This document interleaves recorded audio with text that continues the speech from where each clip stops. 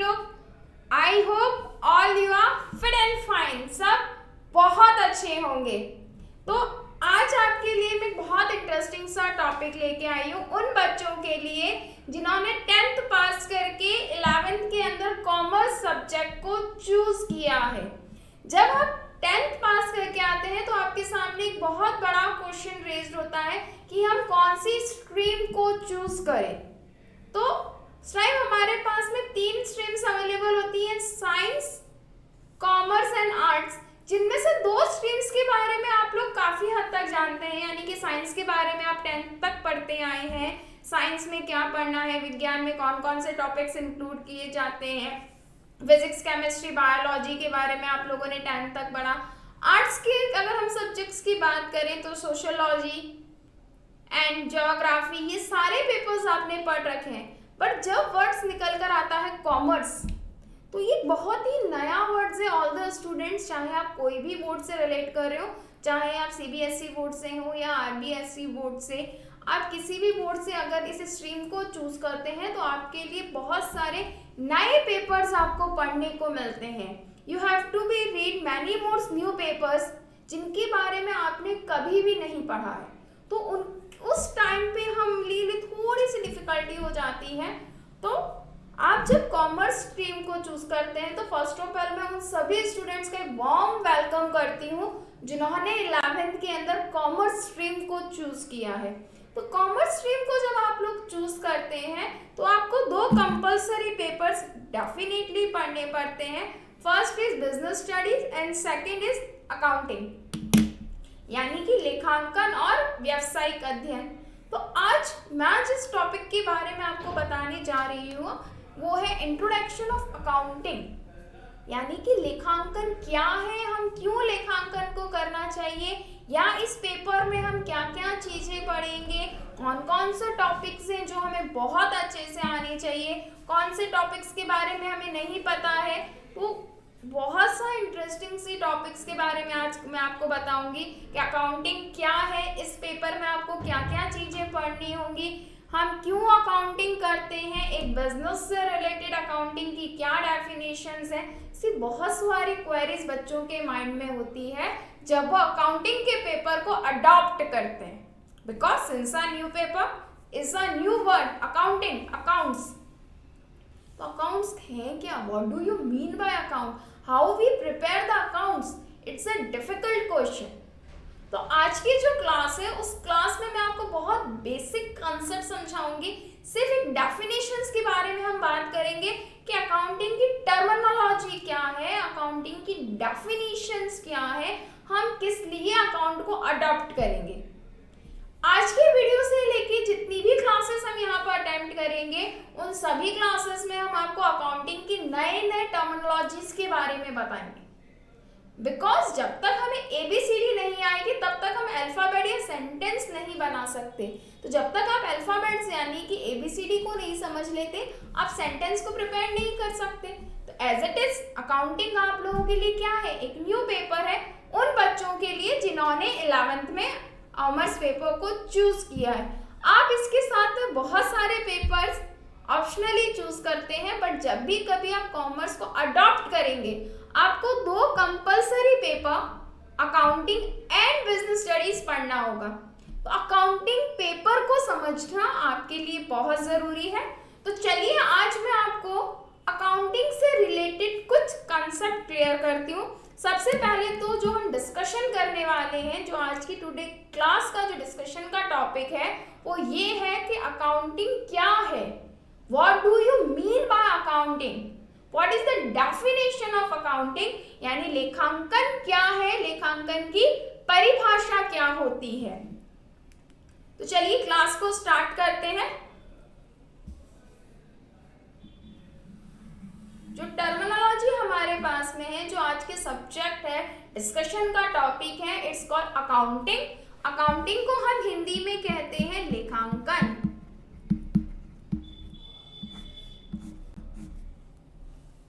The American Institute of Certified Public Accounts (AICPA) had defined the accounting as the art of recording, classifying and summarizing in a significant manner and in the terms of money the transactions events which are in a part of at least of financial characters and interpreting the result thereof।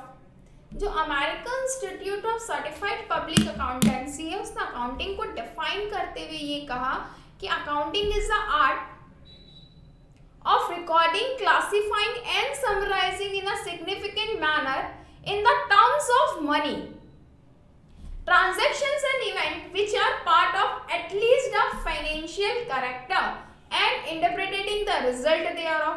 Hindi में अगर हम इस definition को read करें तो American institute of certified public accountancy ने लेखांकन को परिभाषित करते हुए ये कहा कि लेखांकन का संबंध उन लेन देनों या घटनाओं से है जो पूर्ण रूप से या आंशिक रूप से कैसे हैं, वित्तीय प्रकृति के होते हैं, मुद्रा के रूप में प्रभावशील ढंग से लिखने, वर्गीकृत करने, संक्षेप में व्यक्त करने और उनके परिणामों का विश्लेषणात्मक करने की एक कला है। ये तो एक बहुत भारी भरकम लेखांकन या अकाउंटिंग की डेफिनेशन। अब बच्चे कहते हैं मैम इस डेफिनेशन से मैं कुछ नहीं समझ में आया कि मैम अकाउंटिंग क्या है या हम क्यों अकाउंट्स प्रिपेयर कर रहे हैं। तो बहुत सिंपल लैंग्वेज में अगर मैं आपको अकाउंटिंग को समझाना चाहूँ तो अकाउंटिंग सारे ट्रांजैक्शंस को रिकॉर्ड करना एक पर्टिकुलर प्लेस पे डेट वाइज, कि अगर आप एक बिजनेस स्टार्ट कर रहे हैं तो बीइंग अ ह्यूमन आपकी कुछ क्या है लिमिटेशंस है।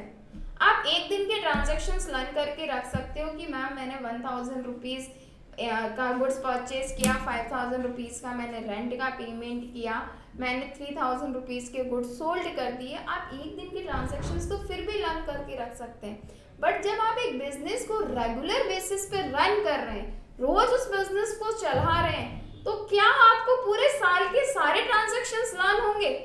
आपको पता होगा कि पर डे आपने किससे कितना अमाउंट खरीदा और कितना अमाउंट आपने पे किया? डिफिकल्ट। तो ऐसे टाइम पे हम क्या करते हैं, ऐसे टाइम पे हम अकाउंट्स मेंटेन करते हैं।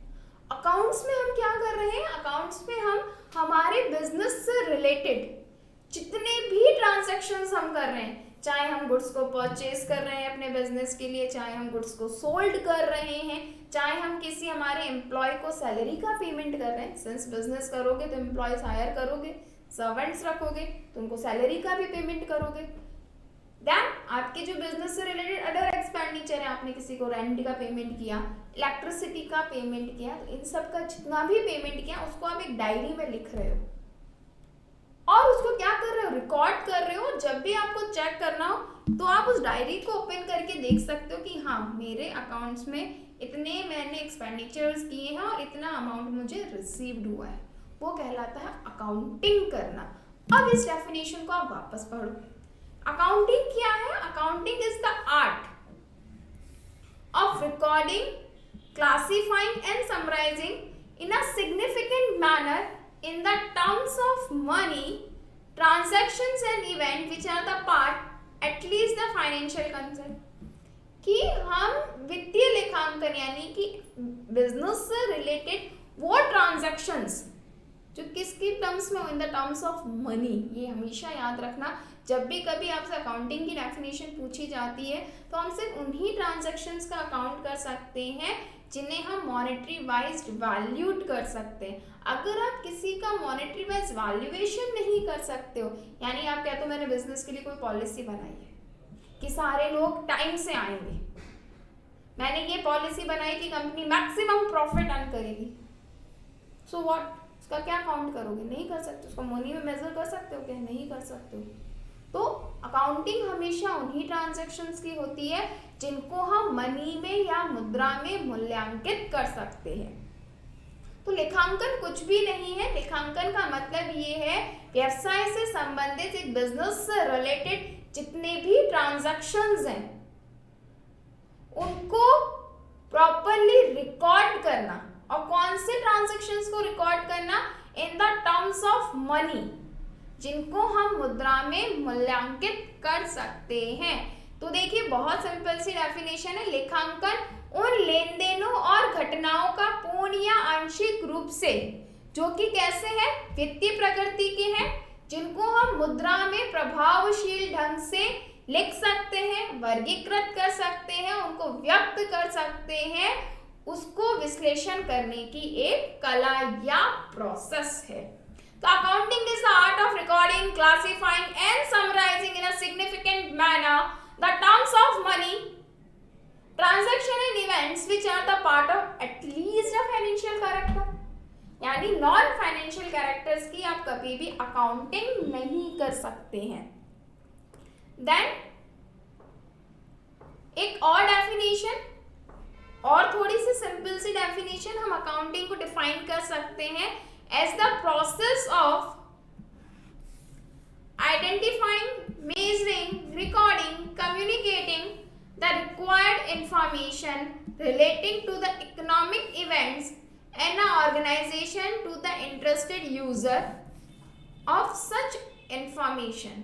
लेखांकन संगठन की आर्थिक घटनाओं को पहचानने, मापने और लिखकर रखने की वो प्रक्रिया है जिसके माध्यम से उन सूचनाओं को उनके उपयोगकर्ताओं तक संप्रेषित किया जा सके। इसका मतलब अकाउंटिंग एक वो प्रोसेस है जिसके थ्रू हम ऐसी इंफॉर्मेशन को, कौन सी इंफॉर्मेशंस, जो उसके यूजर्स के लिए क्या हो, प्रॉफिटेबल हो। अगर कोई सूचना किसी, हम लेखांकन में ऐसी चीजों को लिख कर रख रहे हैं जो उसके ओनर के लिए यूजफुल ही नहीं है।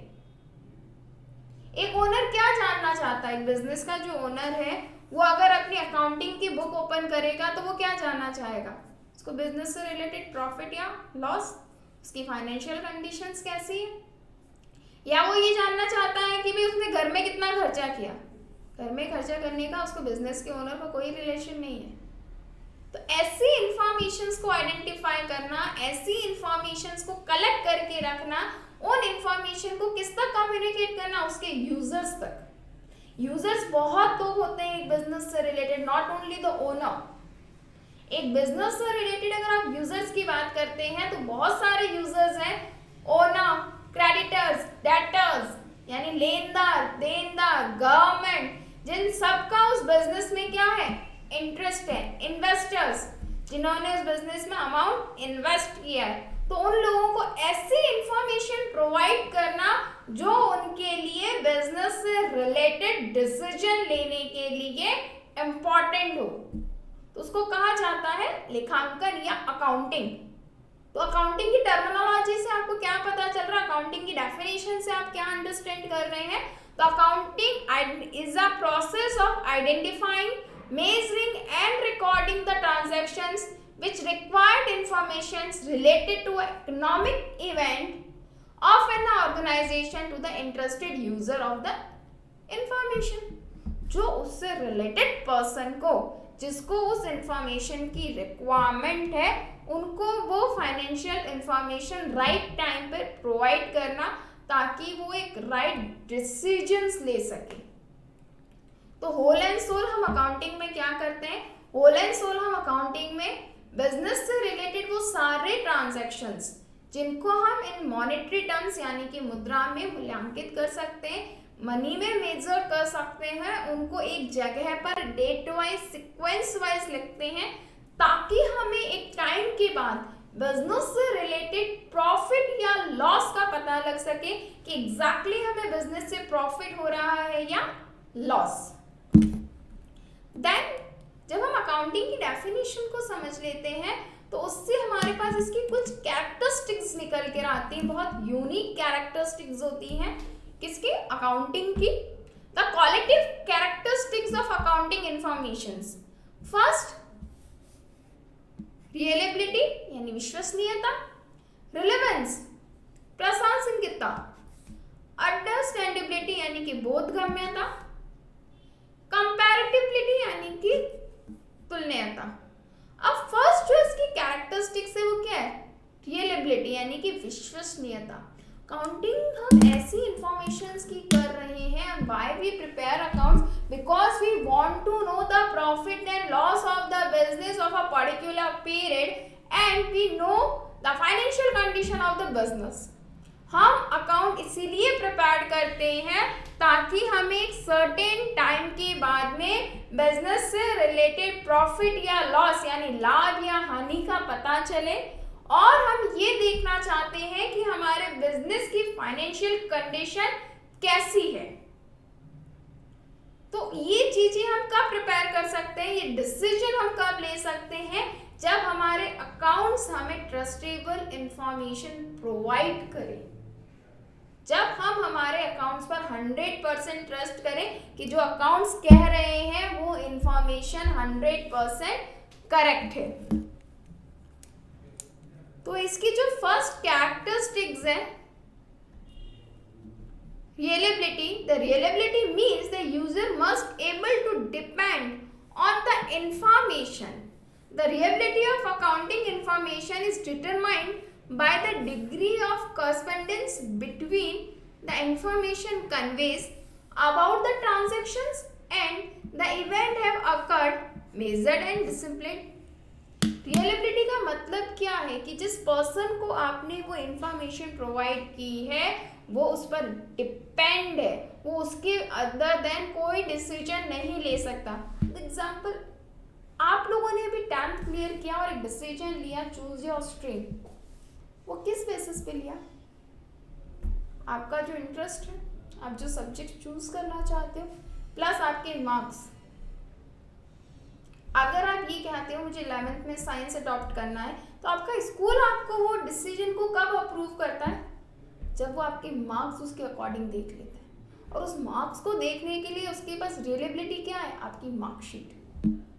एज इट इज अकाउंटिंग का मतलब है रियलिबिलिटी, ऐसी इंफॉर्मेशन प्रोवाइड करना जिसकी अगर वो इंफॉर्मेशंस नहीं होंगी तो आपका जो बिजनेसमैन है, जो ओनर है, वो डिसीजन नहीं ले सकता है।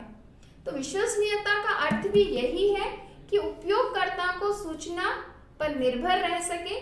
लेखांकन सूचना की विश्वसनीयता इस बात पर निर्भर करती है कि जो घटनाएं और लेन देन हुए हैं उनके मापने और प्रस्तुतिकरण में के बीच किसी तरीके का अंतर संबंध है। There is some relationship between the events of occurred, measure and display. अब ये रिस्पॉन्सिबिलिटी अकाउंटेंट की बढ़ जाती है कि वो कौन सी इंफॉर्मेशन उसके ओनर के लिए ट्रस्टेबल होंगी, या वो कौन सी इंफॉर्मेशंस हैं जो एक बिजनेस के लिए बहुत ज़्यादा क्या होंगी, प्रॉफिटेबल होंगी या इम्पॉर्टेंट होंगी। तो रियलिबिलिटी से ही रिलेटेड एक और बहुत ही रिलेटेड आता है क्वेश्चन, वो है रिलेवेंस, यानी कि प्रासंगिक होना, यानी कि कनेक्टेड होना। Relevance is to be relevant, यानी संबंधित होना। The relevant information must be available in the time to help the predictions and feedback must be influence the decision by the user, helping them the prediction about the outcomes of the past, present or the future event, confirming and correcting the past evaluation. प्रासंगिकता सूचनाओं को तभी प्रासंगिक होंगी जब वो हमें समय पर उपलब्ध होंगी जिनके अनुसार आप पूर्वानुमान या प्रत्युत्तर देने में सक्षम होंगे। Why we are prepare accounts? हम अकाउंट्स में प्रिपेयर करते हैं to find the profit and loss of the business। हम बिजनेस से रिलेटेड प्रॉफिट या लॉस को आइडेंटिफाई करना चाहते हैं और बिजनेस की फाइनेंशियल पोजीशंस को देखना चाहते हैं। बट इसके साथ हम एक और रीजन है जिसके लिए अकाउंट प्रिपेयर कर रहे हैं, ताकि हम हमारे पास्ट का एनालिसिस कर सके और फ्यूचर से रिलेटेड डिसीजंस ले सके। फॉर द एग्जाम्पल, आपने करंट ईयर में एक बिजनेस स्टार्ट किया, आप एक एंटरप्रेन्योर बने और आपने एक बिजनेस स्टार्ट किया कि मैं क्लोथ बेच रहा हूँ। You start a business of cloth industries. First year के अकाउंट्स को आपने देखा और आपको अकाउंट से कोई इंफॉर्मेशन नहीं पता चली कि आपके बिजनेस को प्रॉफिट है या लॉस हुआ है, आपने कितनी क्वांटिटी प्रोड्यूस्ड की, आपने किस मार्जिन पे उसको सोल्ड किया, आपको कुछ भी नहीं पता चला। तो वो अकाउंट्स बुक, वो बुक क्या आपके लिए यूजफुल होगी? नहीं होगी, क्योंकि उसमें एक भी ऐसी इंफॉर्मेशन नहीं थी जिसके बेसिस पे आप ये प्रिडिक्शन कर सको कि मुझे फ्यूचर में क्या करना है, फ्यूचर से रिलेटेड आप कोई डिसीजंस ही नहीं ले पाए। अदर देन दिस, मैंने आपको एक बुक दी जिस बुक के अंदर आपके पास सारी इंफॉर्मेशन है कि करंट ईयर में आपने इन 4 लोगों से गुड्स को खरीदा था, इन 4 लोगों को आपने गुड्स को बेचा है, दीज 4 पीपल्स हैं जिनको अभी आपको पेमेंट करना बाकी है, करंटली आपको इतना प्रॉफिट या लॉस हो रहा है, this is your financial condition. अगर इतनी इंफॉर्मेशन मैं आपको दे देती हूँ तो आप बहुत इजीली फ्यूचर से रिलेटेड डिसीजन ले सकते हो कि यस, मैंने एक बिजनेस स्टार्ट किया था और मुझे करंट ईयर में 15,000 रुपीज का प्रॉफिट हो गया। दैट मीन्स कि मैं आगे प्रॉफिट अर्न कर सकती हूँ और मुझे इस बिजनेस को आगे कंटिन्यू करना चाहिए। तो हमेशा ये ध्यान रखिएगा, आप जब भी किसी फर्म के अकाउंटेंट बनते हैं तो आपको हमेशा रिलेवेंस इंफॉर्मेशन प्रोवाइड करनी है अपने ओनर को, ताकि वो ये प्रेडिक्शन ले सके, ये फीडबैक ले सके या अपने फ्यूचर से रिलेटेड डिसीजंस ले सके। और रिलेवेंस का मतलब क्या है? बिजनेस से रिलेटेड इंफॉर्मेशन प्रोवाइड करना। अब हर एक बिजनेस के लिए ये रिलेवेंस इंफॉर्मेशंस अलग अलग हो सकती हैं। फॉर द एग्जांपल, ये डिपेंड करता है नेचर ऑफ बिजनेस पे। अगर एक फर्नीचर का ओनर है, वुड इंडस्ट्री में काम करता है, जिसका काम क्या है फर्नीचर्स का, तो उसके लिए रिलेवेंस इंफॉर्मेशन क्या होगी कि वुड कैसी है, लकड़ी गीली खरीदनी है या सूखी खरीदनी है, हमें किस प्राइस पे वो मिल रही है, कितनी क्वांटिटी में हमें वो मिल रही है, उस बिजनेस के लिए वो रिलेवेंस इंफॉर्मेशन होगी। एक फूड वाला है, एक कैटरिंग बिजनेस है, एक होटल का मैनेजर है, उसके लिए रिलेवेंस इंफॉर्मेशन नहीं होने वाली है ये कि मार्केट में वुड कितने में सोल्ड हो रही है।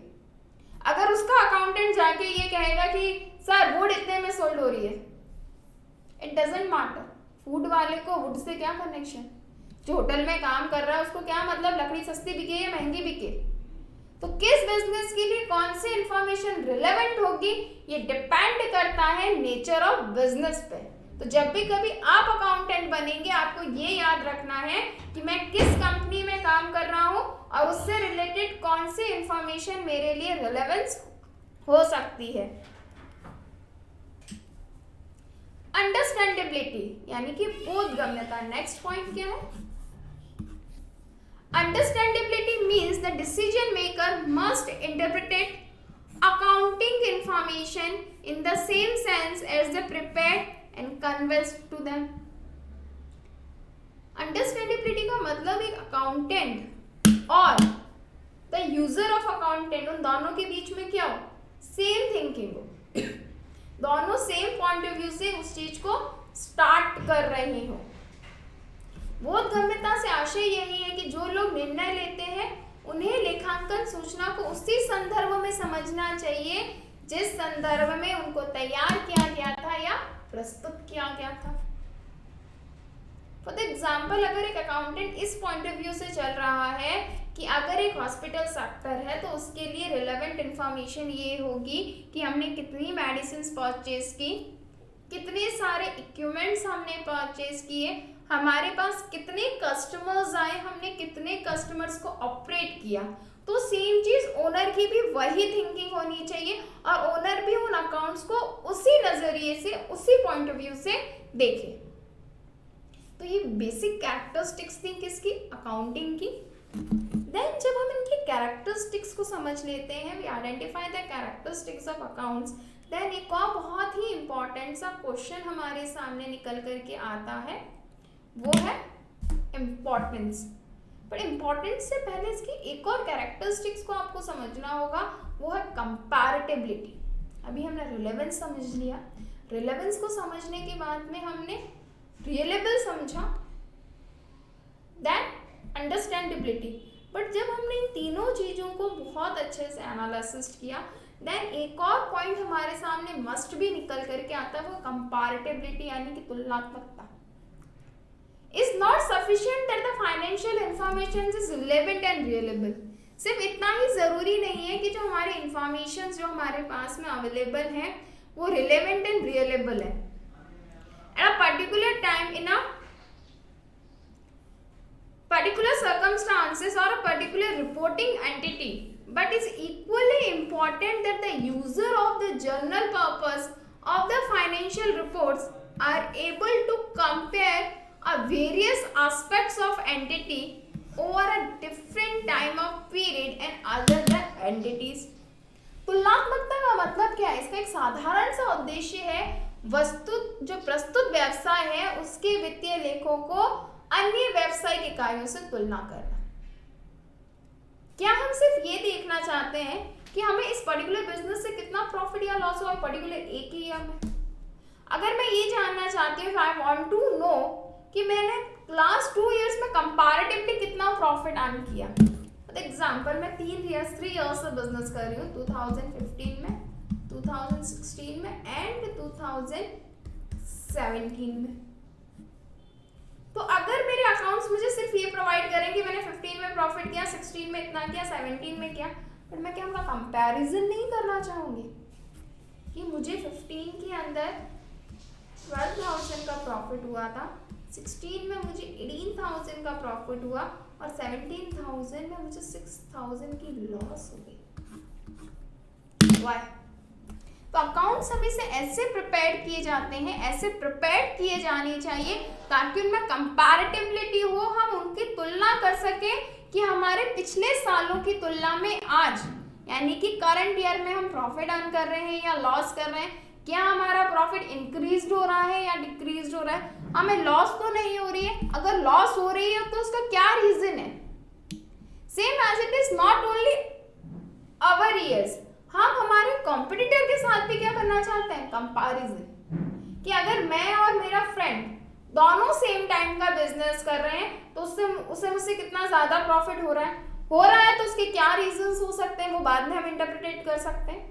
तो अकाउंट्स में क्या होनी चाहिए? कंपैरेटिबिलिटी होनी चाहिए कि आप अपने खुद के प्रॉफिट्स को आपस में कंपेयर कर रहे हो मैनी ईयर्स के, या आप किसी अदर बिजनेस के प्रॉफिट्स को, उनके अकाउंट्स को आपस में क्या कर पाओ? कंपेयर कर पाओ, तुलना कर पाओ, ताकि आप ये डिसीजंस ले सको कि बिजनेस में फेलियर हो रहा है तो फेलियर के क्या रीजंस हैं। तो ये बहुत बेसिक कैरेक्टरिस्टिक्स है अकाउंटिंग की। देन नेक्स्ट कंसेप्ट है हमारे सामने इम्पोर्टेंस, कि एक बिजनेस के लिए उसके अकाउंट इतने इम्पोर्टेंट क्यों होते हैं, अगर होते भी हैं या नहीं होते। फर्स्ट ऑफ ऑल तो क्वेश्चन ही यही है कि क्या अकाउंट्स रखना एक बिजनेस के लिए इम्पोर्टेंट है? मैं नहीं रखती हूँ, मेरा नहीं है मन, मुझे नहीं रखना है अकाउंटेंट, तो मुझे कोई इम्पैक्ट पड़ेगा क्या बिजनेस में अगर मैं नहीं रखती हूँ? तो उसके लिए मुझे सबसे पहले क्या देखनी पड़ेगी? We need to understand what is the importance of accounting in a business, कि एक बिजनेस के लिए उसके अकाउंट्स की क्या इम्पोर्टेंस है। तो अकाउंटिंग की इंफॉर्मेशन, जो अकाउंटिंग इंफॉर्मेशन है वो बिजनेस के लिए बहुत इंपॉर्टेंट होती है, और उसकी फर्स्ट इंपॉर्टेंस है maintenance of the record of business transactions, व्यावसायिक लेन देनों का हिसाब रखना। हम अकाउंटिंग क्यों प्रिपेयर करते हैं? हम अकाउंटिंग किस लिए करते हैं? क्योंकि हम बिजनेस से रिलेटेड जितने भी ट्रांजैक्शंस हैं उनको रिकॉर्ड करके रखना चाहिए। अभी जब मैंने क्लास स्टार्ट की थी तब मैंने क्या बोला था? We all are human beings, हम सब इंसान हैं, हम सब बातों को हमेशा याद करके नहीं रख सकते। हमें नहीं पता आज से 10 साल पहले हमने क्या किया था, हमने 10 साल पहले 10 तारीख को क्या काम किया आपको नहीं पता होगा, पर अगर आपने उसी काम को एक डायरी में नोट करके रखा होगा तो आप उस डायरी को खोलकर ये देख सकते हो कि हाँ मैम मैंने 10 साल पहले आज के दिन ये काम किया था। तो सेम थिंग एक बिजनेस के लिए है कि accounting is used for the maintenance of a systematic record of all the financial transaction in the books of account. Even the most brilliant executive or the manager cannot accurately remember the numerous amount of a variety of transactions such as the purchase, sales, receipts, payments, etc. that takes a place in a business every day. देखो कितनी clearly उसने एक बहुत अच्छा example लिखा है। क्या कहा उसने कि अगर एक ब्रिलियंट एग्जीक्यूटिव है, पर है तो क्या, ह्यूमन बीइंग, उसके लिए क्या ये जरूरी है वो बिजनेस से रिलेटेड सारे ट्रांजैक्शन और उनके सारे अमाउंट उसको डेली बेसिस के एक्यूरेटली पता हो? क्योंकि उसको बहुत सारे ट्रांजैक्शंस करने हैं। एक बिजनेस को जब आप स्टार्ट करोगे, आपको परचेज भी करनी है, आपको सेल्स भी करनी है, आपको पेमेंट्स भी करने हैं, आपको अमाउंट रिसीव्ड भी होगा। इन सारे ट्रांजैक्शन को लर्न करके रखना इट्स नेक्स्ट टू इम्पॉसिबल एक ह्यूमन बीइंग के लिए। तो ऐसे टाइम पे लेखांकन यानी कि अकाउंटिंग बहुत ज़्यादा क्या हो जाता है, इम्पॉर्टेंट हो जाता है कि हम पर्टिकुलरली बिजनेस से रिलेटेड सारे ट्रांजैक्शन को डेली बेसिस पर एक जगह पर रिकॉर्ड करके रखें। तो लेखांकन का उपयोग उन पुस्तकों में सभी वित्तीय लेन देनों को व्यवस्थित रूप से लेखा करने के लिए किया जाता है। व्यवसाय में बहुत प्रतिभावान अधिकारी एवं प्रबंधक भी पूर्ण शुद्धता के साथ व्यवसाय के प्रतिदिन के विभिन्न लेन देनों जैसे क्रय, विक्रय, प्राप्ति, भुगतान आदि का पूर्ण शुद्धता के साथ स्मरण नहीं रख सकते। कोई भी व्यक्ति, कोई भी पर्सन किसी भी ट्रांजैक्शंस को या सारे ट्रांजैक्शंस को एक्यूरेटली याद करके, लर्न करके रखे, रिमेंबर करके रखे, इट्स नेक्स्ट टू इम्पॉसिबल। भूल सकते हैं, हम सब भूलते हैं, we all are human beings. हम आज लर्न करते हैं, कल टेस्ट देना है और हम उसमें भूल जाते हैं। आप और मैं ही तो कल जाके बिजनेस के ओनर बनेंगे, हम और आप ही कल जाके बिजनेस का अकाउंटेंट बनेंगे। तो क्या आप ये मान के चलते हैं कि आपको एक बिजनेस से रिलेटेड सारे ट्रांजैक्शंस पता होंगे? Never, it's not possible. तो फर्स्ट इम्पोर्टेंस अकाउंटिंग इसलिए बढ़ जाती है क्योंकि अकाउंट्स हमें एक बिजनेस से रिलेटेड सारी इंफॉर्मेशन सिस्टमैटिकली ढंग से प्रोवाइड करता है, बिकॉज वहाँ हम सारे ट्रांजैक्शंस को रिकॉर्ड करके रखते हैं ऑन अ डेली बेसिस। कि एक अकाउंटिंग बिजनेस से रिलेटेड सारे ट्रांजैक्शंस को डेली उस अकाउंट बुक में नोट करके रखता है कि हमने कितनी परचेज की, कितनी सेल्स की, कितना रिसीव हुआ, कितना पेमेंट हुआ। ये सारी एंट्रीज को वो डे वाइज क्या करता है, रिकॉर्ड करता है, ताकि हमें फ्यूचर में अपने पास्ट की कोई एंट्री कभी चेक करनी हो तो हमें याद आ सके कि इस दिन हमने ये वर्क यहाँ पे कंप्लीट किया था। तो फर्स्ट इंपॉर्टेंस भी यही है, maintenance of records of business transactions.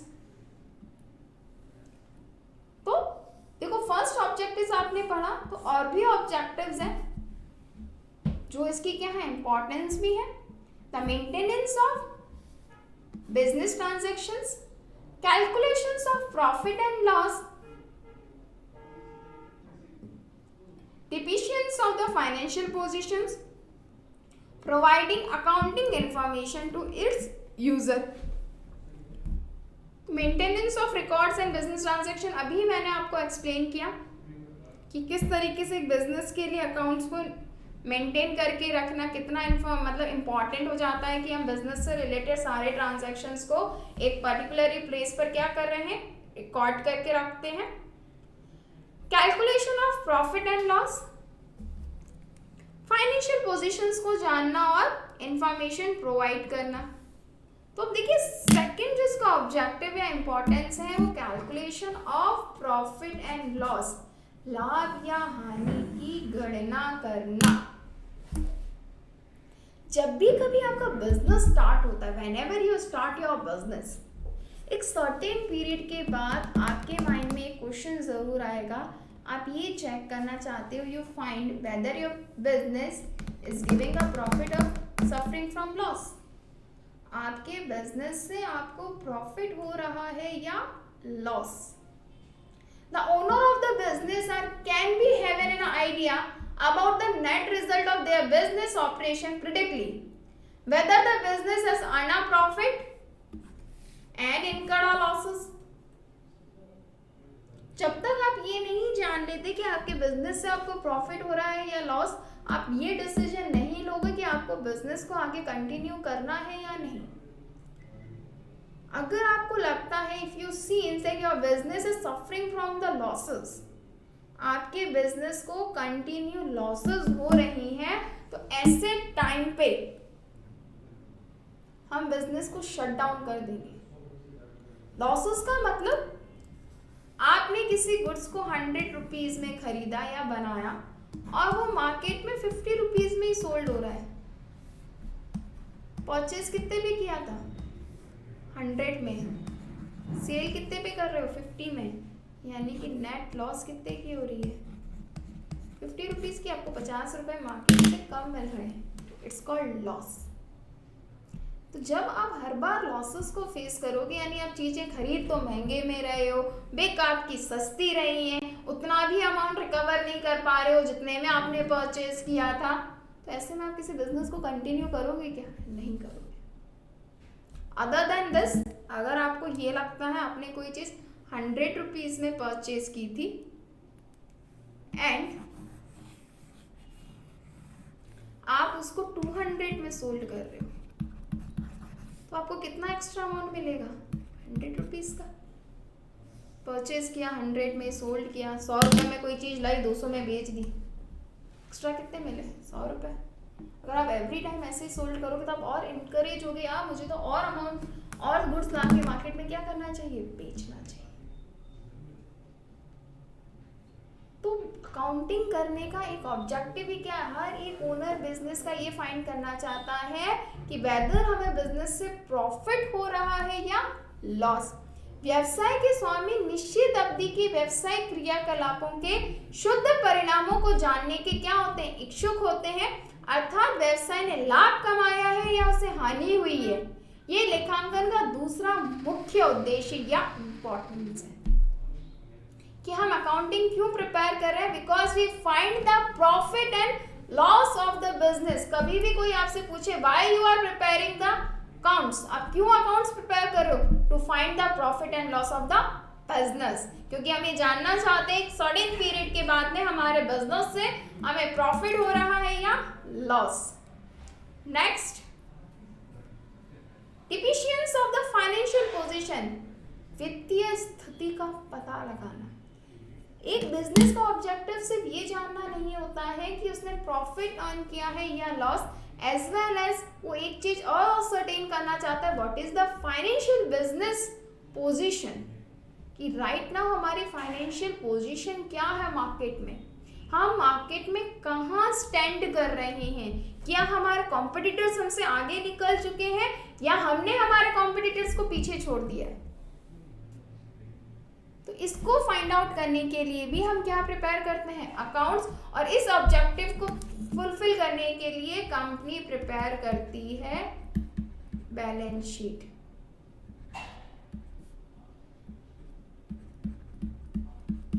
Accounting is also aimed at ascertaining the financial position of the business concerned in the form of assets and liabilities at the end of the every accounting year. इसके लिए business क्या देखता है? हर एक financial year की and में आपके पास कितनी एसेट्स या लाइबिलिटीज है, और इस ऑब्जेक्टिव को फुलफिल करने के लिए हम बैलेंस शीट या तुलना पत्र को बनाते हैं। लेखांकन का एक और उद्देश्य क्या है? लेखांकन अवधि के अंत में परिसंपत्तियों और देयताओं के रूप में वित्तीय स्थिति का निर्धारण करना, किसी व्यावसायिक संगठन के संसाधनों एवं इनके विरुद्ध दावों का सही लेखा जोखा एक विवरण में करना, उसे हम क्या कहते हैं? स्थिति विवरण, वस्तु स्थिति विवरण, तुलन पत्र को बनाने में सहायता प्रदान करते हैं। बट आपको इंग्लिश में वर्ड लर्न होना चाहिए, इसको हम कहते हैं बैलेंस शीट। एक बहुत ही इम्पोर्टेंट बात आप सबको कहूंगी, चाहे आप हिंदी मीडियम के स्टूडेंट्स हैं, आपको अकाउंटिंग की टर्मिनोलॉजी इंग्लिश में आनी चाहिए, बिकॉज आपको सारे क्वेश्चन इन इंग्लिश में सॉल्व करने हैं since you are belonging from a Hindi medium students. But आपको क्वेश्चंस इंग्लिश में सॉल्व करने हैं, that's why you have to be know the terminology. Balance sheet यानी तुलना पत्र को हम इंग्लिश में क्या कहेंगे? Balance sheet. लाभ हानि खाता यानी प्रॉफिट एंड लॉस अकाउंट, ये टर्मिनोलॉजी आपको बहुत अच्छे से आनी चाहिए। तो एक और ऑब्जेक्टिव समझ में आया, हम बिजनेस की फाइनेंशियल पोजीशन को भी आइडेंटिफाई करना चाहते हैं। Then last, providing the accounting information to the it's users. एक और बहुत ही इंपॉर्टेंट ऑब्जेक्टिव है बिजनेस से रिलेटेड, वो ये है, the accounting information generated by the accounting process is communicated in the form of reports, statements, graphs and charts to user who have to need a different decisions. हमने अभी कहा था हम अकाउंटिंग क्यों कर रहे हैं, इनके यूजर्स के लिए, ओनर्स के लिए, जो इनके बेसिस पे डिफरेंट डिसीजंस ले सकें। इसीलिए अकाउंटिंग की जो भी इंफॉर्मेशन है उसको आप ग्राफ्स के थ्रू या चार्ट्स के रूप में अपने यूजर्स को बता सकते हो, जिसके बेसिस पे वो अलग अलग तरीके के क्या ले सकें, डिसीजंस ले सकें। तो आज की क्लास में मैंने आपको बहुत बेसिक कंसेप्ट समझा अकाउंटिंग के। तो इतना सब कुछ आज मैंने जो आपको समझाया उसके बेसिस पे आप क्लियरली ये कह सकते हैं कि accounting means recording, classifying, identifying the financial informations. लेखांकन का मतलब बिजनेस से रिलेटेड ट्रांजैक्शंस को रिकॉर्ड करना, उनका लेखा करना है। To find the profit and loss of the business and knowing the business financial positions. व्यवसाय से संबंधित लाभ या हानि का पता लगाना या उसकी आर्थिक स्थिति को जानने के लिए हम अकाउंट्स को करते हैं। तो आज बहुत बेसिक डेफिनेशंस एंड ऑब्जेक्टिव्स मैंने आपको अकाउंटिंग के बताए हैं, लेखांकन के समझाए हैं। अगर इससे रिलेटेड कोई भी डाउट्स है, कोई टॉपिक नहीं समझ में आया, डेफिनेशन में कोई प्रॉब्लम है, कमेंट सेक्शन पे लिखिए, मैं डेफिनेटली उनको दूर करूंगी।